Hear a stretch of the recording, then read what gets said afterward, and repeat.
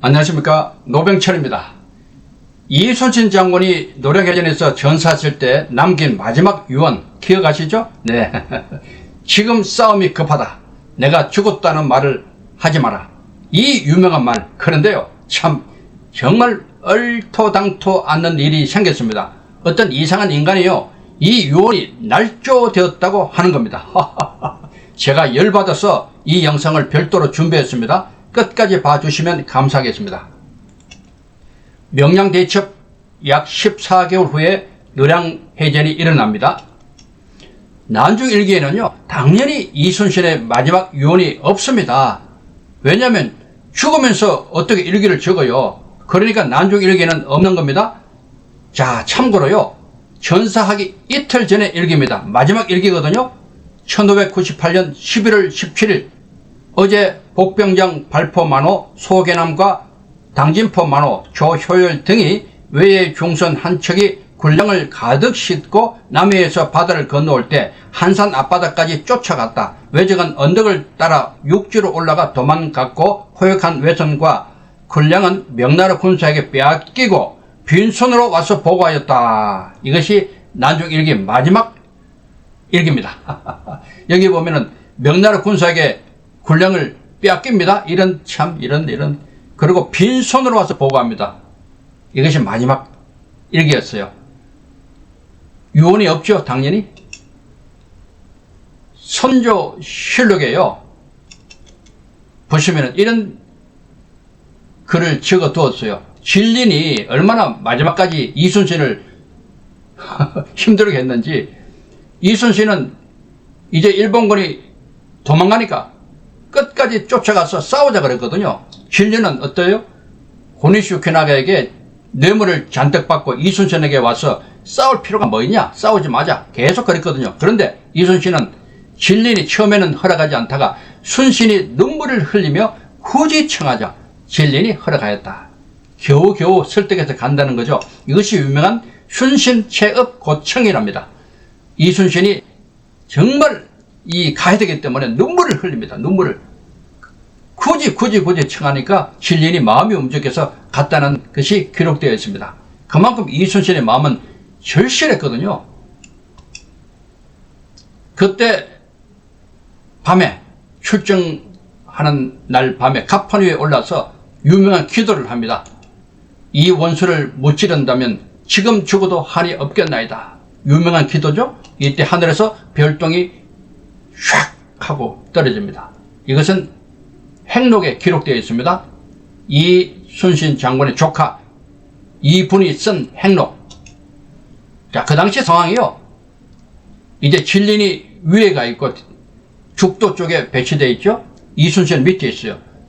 이런 상황에서 일본군을 쭉 아래로 끌어와서 마지막 관음포까지 끌어옵니다. 관음포. 자, 이런 관계를 참고로 보시고, 자, 이렇게 밤에 전쟁을 하게 됩니다. 자, 관음포에 보면요, 가친곡이라고 있어요. 여기 잘 보십시오. 가친곡이 뭔가, 일명 가청곡이라 그래요. 가청, 가짜로 푸르다. 바다처럼 보인다는 거예요. 가짜로 푸른 바다처럼. 실제로는 가친곡인데 더 이상 갈 수 없는 그런 육지인데 바다처럼 보인다. 가짜로 보이는 청색. 그래서 일본 수군들이 여기가 뚫린 해로인 줄 착각하고 이 관음포 안으로 들어갔다는 거 아닙니까? 자, 그런 거예요. 일설에 의하면요, 물론 이건 하나의 전설적인 얘기인데 이순신 장군이 일부러 왜군의 해도에 파란색을 칠했다고 말합니다. 맞는지 모르겠어요. 어쨌든 이곳을 이제 찾아서 일본 함대 50여 척에 들어갈 때 이순신이 직접 끝까지 쫓아가는 겁니다. 그리고 장렬하게 여기서 순국합니다. 전사를 하게 되는데요. 자, 일본 수군이 빡 총을 쐈어요. 이렇게 마지막을 이렇게 장치하면서 지금 싸움이 급하다. 내가 죽었다는 말을 하지 마라는 유명한 말을 남깁니다. 그런데요, 이 말이 날조됐다는 거예요. 이렇게 말하지 않았다는 거예요. 그냥 죽었다는 거예요. 자, 이런 사람들이 나타났습니다. 제가 열받아서 이 영상을 준비합니다. 저는요, 깜짝 놀란 것이, 야, 지금 이순신을 이렇게 나쁘게 매도하는 사람이 있다는 것. 저는 깜짝 놀랐어요. 이 글을 찍은 사람의 내용을 쭉 밑에 보면요, 기가 막힙니다. 야, 사람이요, 어떤 뭐에 하나 빠지면요, 이 빠져나오지 못해요. 지금도 뭐 정치권에서 누구 있잖아요. 이런 인간들 막 쫓아다니고, 또 어떻게 하고, 별별 이런 일들이 생기면은, 이해를 못 하잖아요, 이해를. 어떻게 저럴 수 있는가. 그런데 하나의 종교와 같아요. 사이비 종교. 그냥 한번 빠지면요, 어떤 정치 이념이라든가, 종교적인 어떤 데 빠지면요, 빠져나올 수 없는 것 같아요. 똑같은 현상이 벌어졌어요. 이 사람은 이순신이 아주 나쁜 사람으로 표현하고 있어요. 참 기가 막힙니다. 그래서 그 유언도 엉터리다, 날조된 것이다, 그럴듯하게 포장한 것이다, 이렇게 주장하고 있는 것이거든요. 자, 즉사했다는 거예요. 총 맞는 즉시 죽었다는 거예요. 무슨 유언을 남길 그런 여유가 있었느냐. 그냥 총 팍 맞아가지고 으악 하고 죽었는데, 죽는 순간에 무슨 내가 죽었다는 말을 하지 마라 이런 말을 못 한다는 거예요. 말도 안 되는 소리 하고 있어요. 제가 뒤에 말씀드릴게요. 그리고 또 하나 말이, 선조실록에도 이순신의 이 유명한 유언이 기록되지 않았다는 것, 이걸 얘기하고 있어요. 기록 안 할 수도 있는 거죠. 꼭 해야 됩니까? 자, 이걸 참고로 보십시오. 이순신의 전기를 정확하게 기록한 사람이 있어요. 이 유명한 이순신의 무과급제 시험 이 장면, 말 타고 떨어졌죠? 다리뼈가 부러졌어요, 왼쪽 다리. 그런데 이순신은 어떻게 했어요? 버드나무 가지를 꺾어서 껍질을 벗겨 감싸고 다시 말을 탔습니다. 와, 이 놀라운 장면, 여러분 교과서에서 보셨잖아요. 이 출처가 어디예요? 출처가 사실 아주 어려워요. 바로 이순신의 조카 이분이 쓴 이충보공 행록에 나옵니다. 줄임말로 행록이라 그러죠.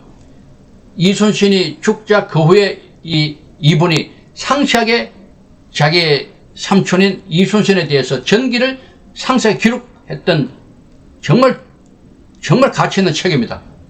그런데 이것이 없습니다. 지금 원본이 없어요. 그 대신에 이 내용 중에 중요한 것들이 영조 때, 또 정조 때 특별히 이충무공 전서에 들어있습니다. 아주 다행이죠.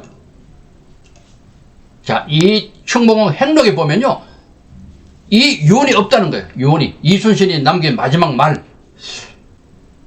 왜 없는지 그것은 저도 모르겠어요. 제가 한 것은 아니기 때문에. 어쨌든 여기도 없다. 이런 근거로 이 유언은 날조된 것이다, 거짓말이다, 이렇게 말하고 있는 겁니다. 자, 마지막 총을 딱 맞는 순간. 그래서 이렇게 말하는 거예요. 유성룡, 이순신을 계속 도와줬잖아요. 그런데 공교롭게도 1598년 11월 19일 이순신이 전사하는 그날 유성룡이 파직됩니다. 북인들, 그 당시 당파들 지금처럼 얼마나 나라 망치는 그런 짓거리를 해요. 나라가 온전히 서야 되는데, 나라가 통일돼야 되고 하나가 돼야 되는데, 그때나 지금이나 남인, 북인, 서인, 동인 해가지고 난리, 그냥, 야, 전쟁 중에도 이렇게, 전쟁 중에도 말도 안 되는 조선시대 당시 참 상황이에요. 우리도 지금 이렇게 나가면 안 됩니다. 나라가 이렇게 되면 안 돼요. 어쨌든 그때 북인들의 공격에 못 이겨서 선조, 이 또래 같은 선조가 유성룡을 파직시킵니다.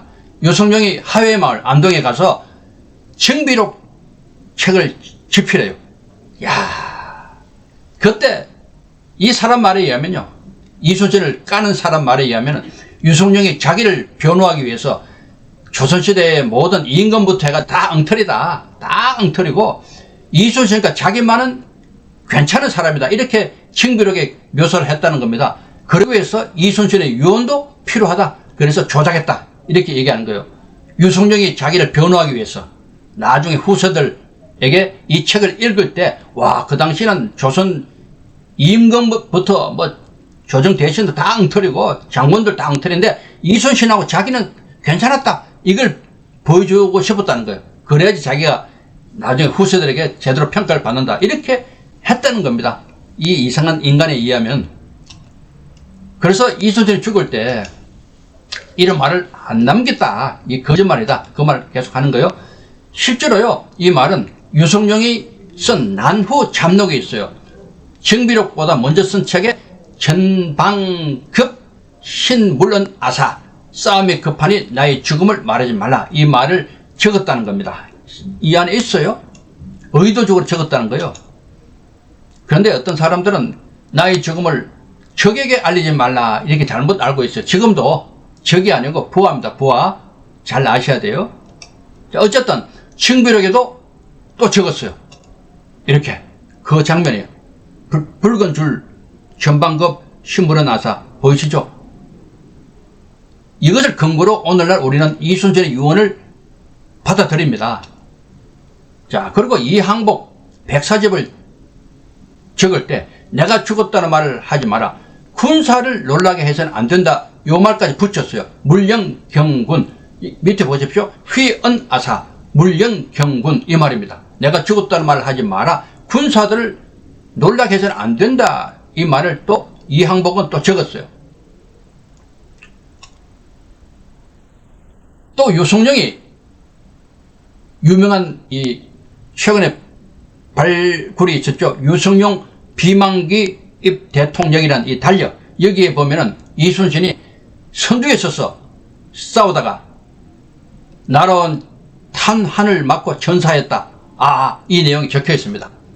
어쨌든 이 유성룡은 정확하게 이순신의 마지막을 이렇게 묘사하고 있습니다. 물론 직접 들은 것은 아닐 겁니다. 그렇잖아요. 직접 들을 수가 없으니까 상황이. 그런데 전해 들었건 가까이 있는 친척에게 들었건 듣고 적었을 겁니다. 잘 보십시오. 일본군 조총을 보십시오. 빡 쏘면 요 조총 알이 날아가거든요. 알. 요 한 발 딱 맞고 즉사를 합니까? 즉사? 즉사 할 수도 있겠죠. 근데 바로 맞자마자 죽진 않아요. 심장에 팍 꽂혀도 순식간에 확 죽진 않아요. 생각해 보십시오. 오늘날 이런 M16이나 뭐 우리 AK 소총 이거 달라요. 이런 거가 달라요. 이런 것도 맞는 순간에 확, 제가 안 맞아봤지 모르겠지만 맞는 순간에 맞는 사람들 보면요, 꽉 하고 그냥 바로 확 죽을 수도 있지만 오늘날 이런 총탄도 바로 즉사하지는 않아요. 약간의 여유는 있거든요. 더군다나 이순신 장군 그 당시 상황에서 작은 그 일본 조총 알 하나 맞았다고 해서 바로 확 그냥 숨이 끊어지는 그건 아닙니까? 여러분 상식적으로. 그 당시 같이 싸웠던 유형이라는 장군이 있어요. 이 사람은요, 일본군 조총에 유형, 총경공 6발을 맞았어요. 6발을. 같이 싸웠거든요. 이순신하고. 6발을 맞고도 살았어요. 그런데 한 발 맞고 그 즉시 그냥 죽어버려요. 어디에 맞았길래 그래 갑자기 확 죽어버려요. 다 엉터리입니다.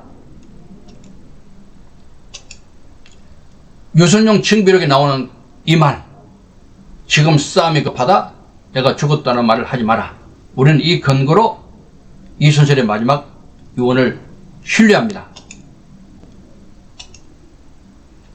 이순신의 죽음에 대해서는 여러 가지 설이 있잖아요.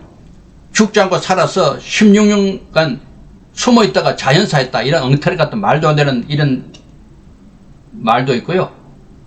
또 뭐 암살 당했다, 선조가 보낸 암살, 이게 이 청법자, 살인 청법자에서 그 같은 배에서 총알을 맞고 죽었다, 이런 또 말도 안 되는 소리도 있고요. 또 자살, 제일 많은 자살.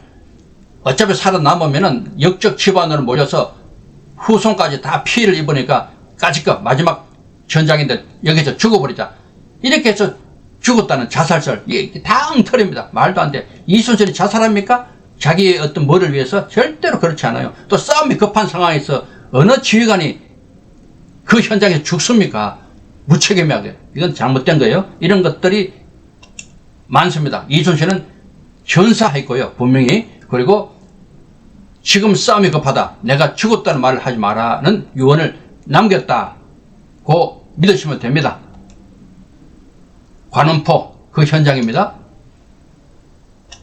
명량 이후 417일 후에 1598년 음력 11월 19일 양력 12월 16일 그가 태어난 지 54년, 네, 54세에 만으로 53, 예, 현사를 하셨습니다. 이것이 팩트입니다. 감사합니다. 휘둘리지 마십시오. 지금도 여러 이상한 인간들이 나타나서 역사를 왜곡하고 자기 주장을 빡빡 내세우면서 그냥 일반적으로 깊이 생각하지 않았던 사람들을 호도하고 있습니다. 넘어가지 않기 바랍니다. 감사합니다.